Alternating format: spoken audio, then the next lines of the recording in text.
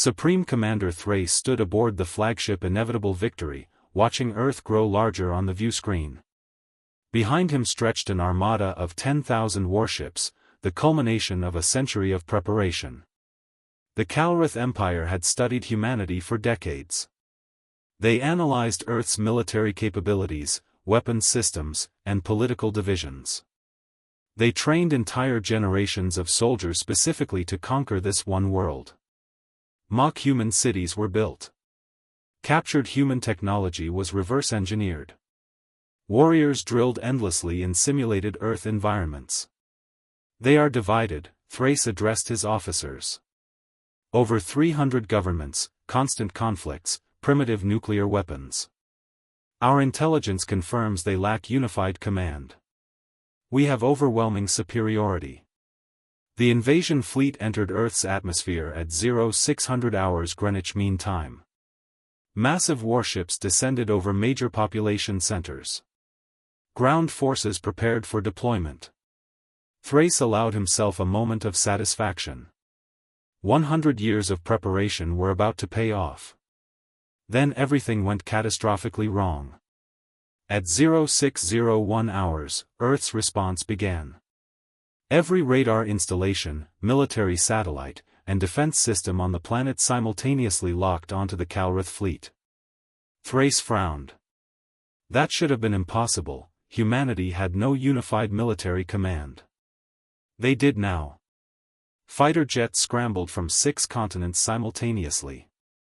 American F-35s, Russian Su-57s, Chinese J-20s, European Eurofighters, aircraft that had never flown together in exercises now moved in perfect coordination. Naval vessels from every ocean launched missiles in synchronized salvos. Impossible, Thrace whispered.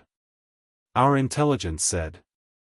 They put aside their differences, his tactical officer interrupted, voice shaking. Every nation, every military, every resource, all united. In minutes. At 0603 hours, the first Calrith ships began falling. Humanity's primitive missiles, dismissed in Calrith war simulations, proved devastatingly effective when launched in coordinated waves of thousands. Nuclear warheads detonated in calculated patterns, creating overlapping kill zones. But the true horror came from below. Citizens, ordinary humans, armed themselves. Hunting rifles, improvised explosives, vehicles converted to weapons. 8 billion humans responded to their government's call to arms. Social media coordinated resistance cells faster than Calrith communications could track. Hackers from every nation simultaneously attacked the invasion fleet systems. At 0604 hours, Thrace watched in disbelief as ground forces were overwhelmed before fully deploying. Humans fought with a ferocity that no simulation had predicted. They used their own cities as fortresses, turned their infrastructure into traps, sacrificed themselves to bring down Calrith warriors. At 0605 hours, 3,000 Calrith ships were destroyed or crippled.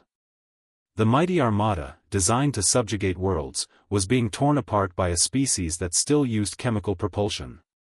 Full retreat. Thrace ordered.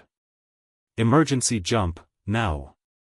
At 0606 hours, the remaining Calrith vessels fled Earth's orbit, leaving behind burning wrecks and 70,000 dead warriors.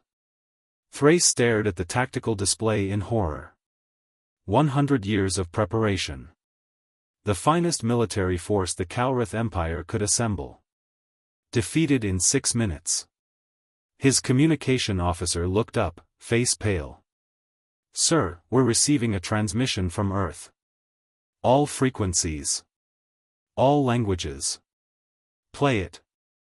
A simple message, broadcast from every corner of humanity: we are not divided when it matters. Come back if you dare. Thrace knew they wouldn't. The galaxy would hear of this. The Calrith Empire had learned what every species eventually learned about humans: they were individually chaotic, but when threatened, they became something terrifying. They became unified.